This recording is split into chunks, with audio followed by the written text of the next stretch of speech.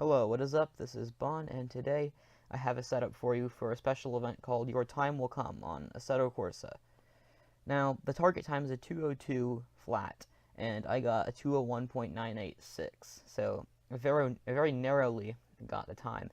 But this car is very easy to drive, and I was really impressed with how consistent you could be. You can easily get consistent 2:02s with the car, and I finally got under a 2:02. So without further ado, here's the lap. Alright, so we're going across the line here. This first lap I did was a 2:03 flat, or 2:03.1. Now going from the first corner down the fifth really quickly and get right back on the power. This car, the thing that really makes a big difference is when you get on the power. Just get on it just a little bit sooner than you think you can. Like, I got on a little bit late there, and I short shifted it through that tight corner. I went down the second and short shifted it to third. That seemed to help a little bit stabilize it out of the corner. Now flat out through that last corner there. Should be under the bridge in about 32 seconds or so. Up to 6th, obviously. And then brake about where that sign is, just a little bit before it. And then down 2 gears. Kind of trail brake it through there. And then down another gear through this corner, down the 3rd. And get on the power about now. Up to 4th, and obviously 5th and 6th. Now, this next corner coming up is really tricky. You want to brake about when the pavement changes color. Down the 5th.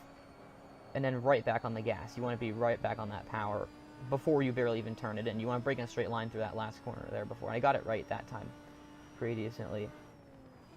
Now through that's another tricky sector. You want to keep it kind of in that corner and downshift 1 gear. Now, of course, down the 4th, you don't want to go down the 3rd. I made that mistake before for that corner. You can put power down better in 4th. So now we go up to the bridge, this next bridge here, of course, in the 6th gear, and then going through this next corner, you want to downshift 2 gears and brake about where the rumble strips start, a little bit before. Try to keep it on the very edge of the outer edge of the black line, and then about mid corner, full throttle. You want to be on the power really soon, like I said. In this corner, I kind of overslowed it just a little bit too much for that. I think I could take a couple tenths off there. But you also want to be very careful through there, too, because if you overcook it, it's real easy to do that. It's better to underdrive it through there than overdrive it. And I was flat out through this last corner and across the line in, like I said, a 2:01.986. And after this, I did some victory donuts.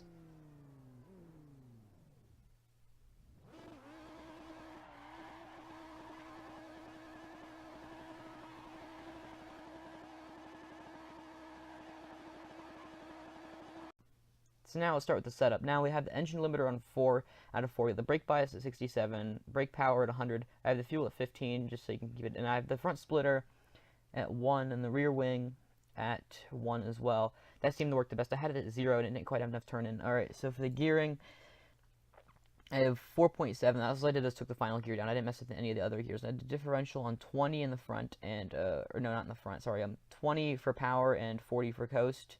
Seemed to work the best. You can get it as low as 10, I think, but I never really did try that. But it seemed to work pretty good at 20, so I kept it there.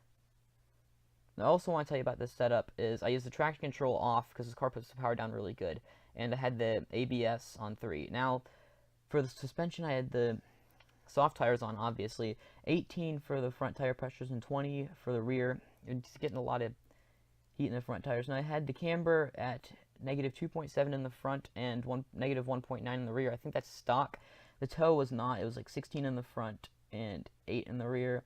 The ride height was 55 all around, 120 in the front for the springs and 115 in the rear.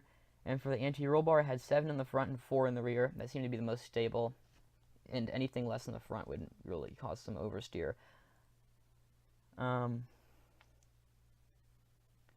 So now moving on to dampers, the bump was at 7 in the front and 8 in the rear. The fast bump I think was stock, it was 5 all around, and the rebound was 8 in the front and 4 in the rear, which I think is stock.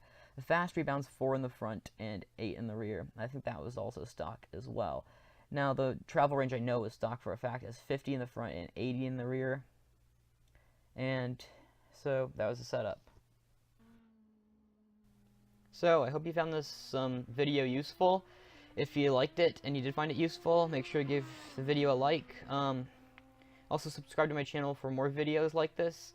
And if you want more special event videos specifically, let me know in the comment section and tell me what special event you want me to do. For now, here's the replay for this car, and you can listen to its awesome V10 soundtrack. Thanks.